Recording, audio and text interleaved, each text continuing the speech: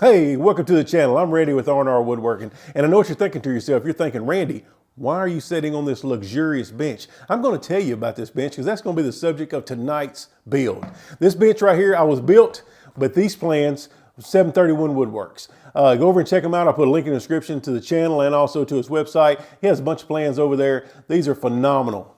Buy them. He has them bundled. Just buy them. Get the outdoor plans, get the indoor furniture, all that kind of stuff. They are great, great plans.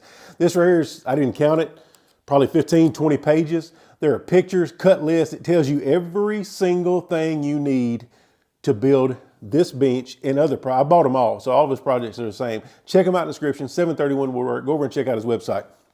Okay, this bench right here, I'm going to tell you more about it. This thing right here is done on our woodworking great.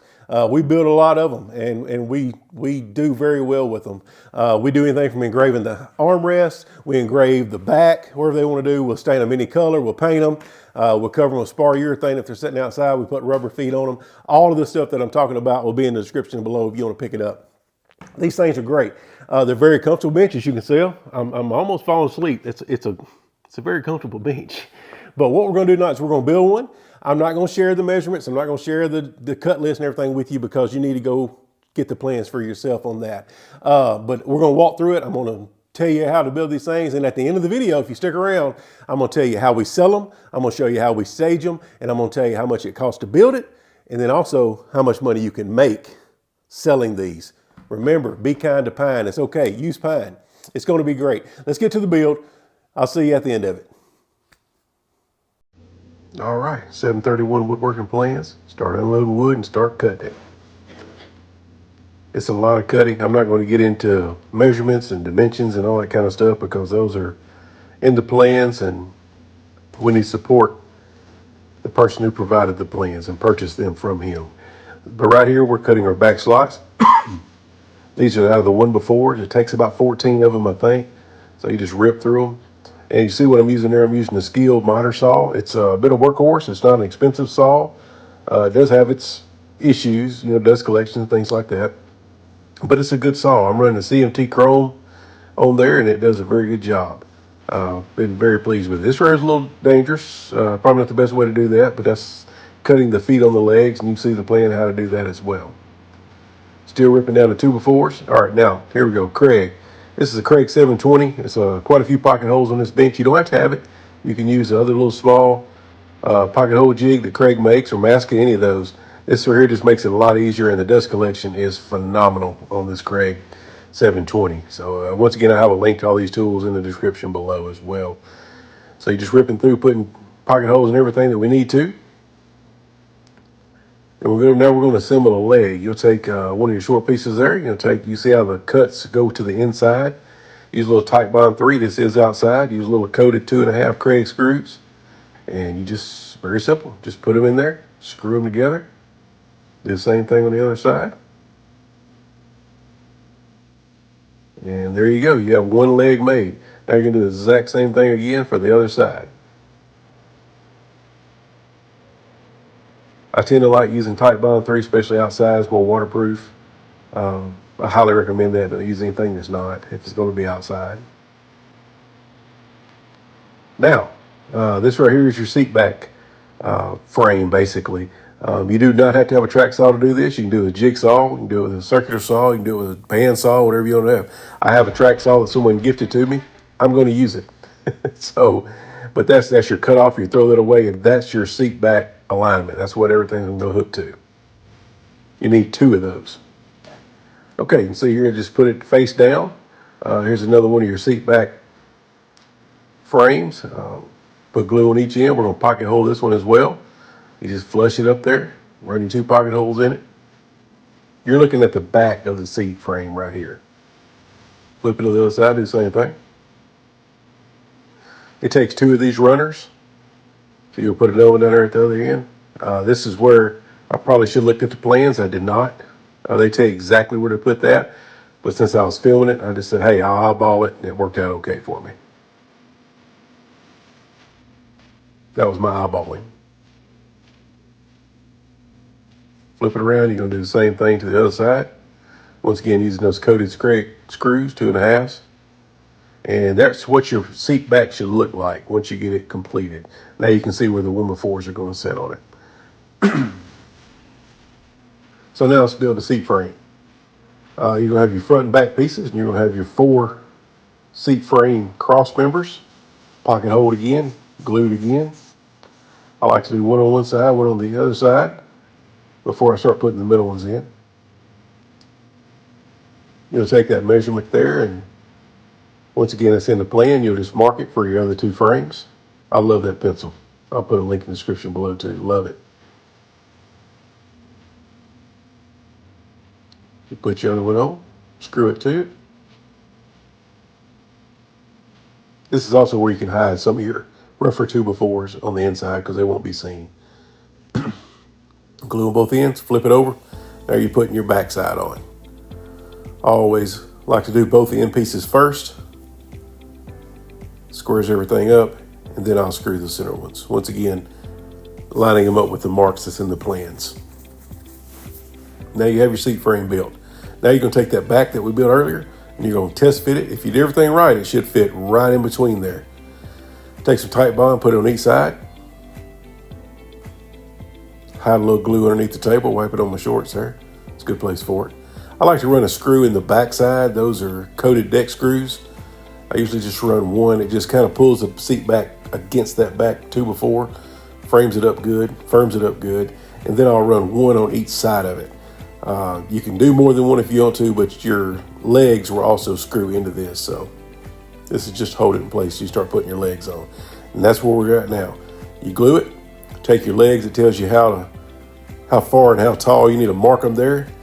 You just mark your line. I like to put 4 screws in. I like to put 1 in each, or 2 in the end grain of the back and front runner, and then 2 on the inside and the side grain on the side runner. Just firms everything up and holds everything real well. Once that tBuyBuild dries and those 4 screws, it's there. Flip it over, gonna do the same thing. This time you may notice I put a little glue on the legs, didn't put it on the frame. Tricked y'all. Same thing, 4 screws. Line it up, make sure it's flush to that line that you marked. Once again, the plans are so detailed, they tell you exactly where to put everything. All right, there's both your legs on there. Now we need to start worried about the back slats. So those 1x4s that we cut, we carried it over to the router table. That's just a skilled router table. It's paired with a skilled router underneath it. For the money, it's hard to beat. As far as precise, I don't use it much else but for stuff like this, chamfering or roundovers, especially on cutting boards and things of this nature. And that's a Freud or Freud, however you say that, roundover bit that's in there. It's my second one that I went through. I love them. They tend to last a while. So we just round over the front side of every one of those 1x4s. Now we're back over here to the actual bench. This is where I messed up. You see me clamping that 1x6 there. I should have clamped 2 of them. The pans say 2 of them, but it was a mistake. Luckily it worked out okay for me. But what you want to do is stack 2 of those 1x6s together, and that gives you a space in between your back slats and your seat slats. So anyway, you take them all up and you just lay them all out. I like to prop mine up a little flatter. You'll see me put another spacer underneath there just to kind of flatten it out so the 1x4s will stay on there better. And you just line them out. Now you'll take your countersink bit and take you some more decking screws. I use a 1 5/8 is what I use. And you'll flush the outside of that back seat frame and that first 1x4 up. You'll see me dropping a countersink there and screwing it. And I'll do the same thing on the top. You'll see a little bit better when I flip to the other side here in just a minute. You don't have to have 2 drivers, but it sure does help so you don't have to change out bits constantly. Okay, you'll see what I'm doing there. I just flushed it, got it flush with the outside there, and I pushed it up against the seat base board. Do the same thing at the top, countersink it, put a screw in it. I don't glue my back slats because we take them off a lot after I assemble it to engrave it. All I'm doing here is just taking a line and drawing them from one screw hole to the next. That way all my screw holes look uniform across the back. But back to that glue in the back slats. I don't glue them. We do remove them a lot because we do a lot of engraving. So, I'll put this together And then we'll take off the center 4 or 5 boards, carry them inside, laser engrave it, and come back and put them back on. Has 0 issues with not gluing them. So now you can see here I'm spacing. The plans tell you exactly how far to space it. I can't remember if it's a 16th or an 8th, but you just run down through there, make sure you flush everything up to that board, the seat base board there. And I like to go through and put 2 screws in each board first, and then I come back and do this and put the other ones in. It just seems to be faster for me. If you got a better way to do it, just leave me a comment down there, and I'd love to see it. Just run a bunch of screws. This is where most of your screws come in. And there you have all of them ran, just like that. Now we're gonna move on to the seat.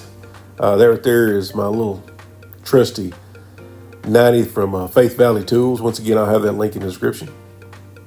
What we're gonna do here on this front board is we're gonna cut out a little section. We're gonna leave about a 1-inch overhang that goes around the legs, makes it look a little better. It's more of a finished look. The plans tell you exactly what to do on that. I'm just cutting this out with a jigsaw, nothing special.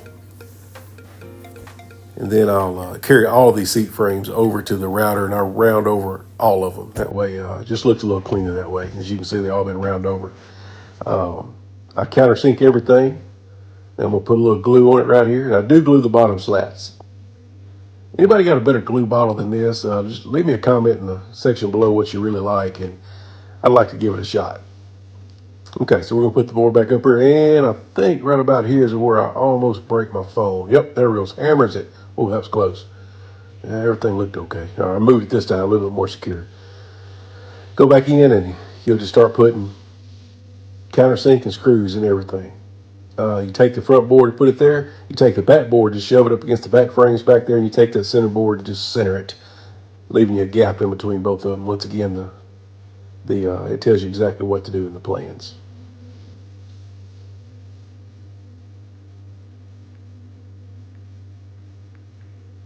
I just like to do it this way up on the table. That way I don't have to work on the floor. I don't have to bend over, because like I said, these are benches. They're only about 11, 13 inches off the ground at the very bottom, and 14 at the top. So it's just easier to do it this way for me.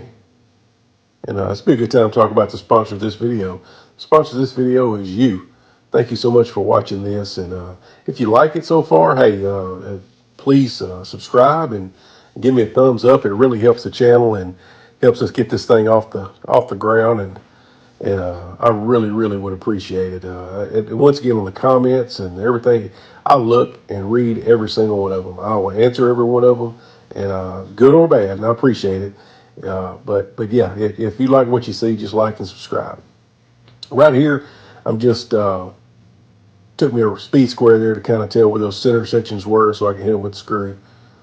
And you can see there's no gap right there. If I would have used 2 boards, there would have been a 3/4 inch gap in between the back slats and the seat frame there. But once again, that's my fault. That's not the plans. It's very clear in the plans. I just got ahead of myself when I was trying to record this. Now we're going to do the arms. Go back to the router, 1x6s. I round over every single piece of the arms, even the corners, because that's where everybody's going to sit. They're going to put their hands, they're going to run their hands around the corner of it and all that stuff. So you want all that to be smooth and just feel good. So.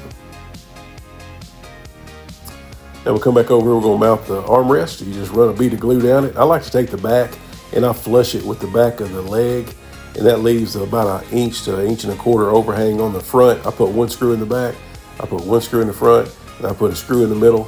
And with that wood glue and all that, they're not going anywhere. I've had zero issues with any of that. Okay, now if you look, oh, there's my wife. Hey. Welcome back. So what'd you think? I'm just kidding. Hey, all right, the build. I told you, I promised at the end, I tell you how much this thing here would cost and kind of how to sell it and make money. Okay, all in. Wood materials right at about $91. That's from Lowe's, priced everything at Lowe's as of the day of this video. So it's about 91 bucks in actual wood cost. Screws, man, let's just say $5 to be even. I think that's way overshooting it. So you're $95, a little bit of wood glue, I don't know, $1, $2, you're at $96 all in to get it to this point. Raw wood, assembled, sitting on it. $95, $96. You come in and put some stain on it, add another 10 bucks. If you come in and put some spar urethane on it, add another $15, $25. So let's say even 125 bucks. $125, I think that's way overshooting it. What you have in these right here, $125. Little rubber feet, I'm not even gonna count those. They're $1 a piece, whatever they are, 50 cents a piece.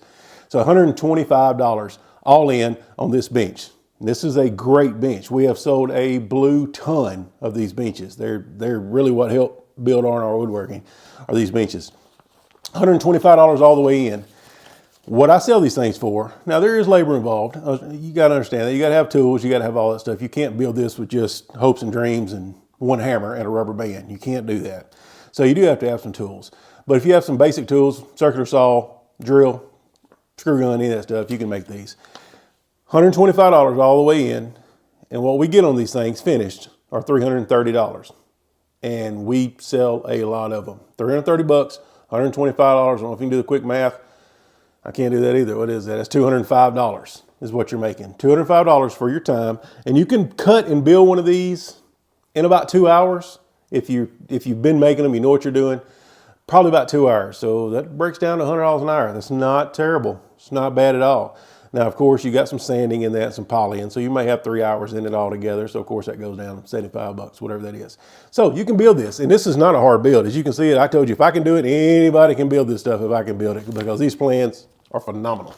So get out there, build one of these benches, put one on your front porch, stage it, put it on Facebook, sell it. I promise you, you will sell it. These things sell like hotcakes. Get out there, build something. It makes you feel good when somebody buys something you build. I appreciate you watching it to the end.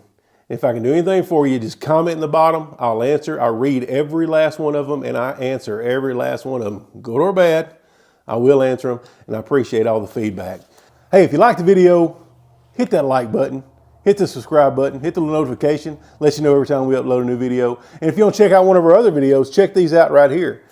Some of them may surprise you, some of them may not. Who knows? Hey, I appreciate all the support. May God bless you.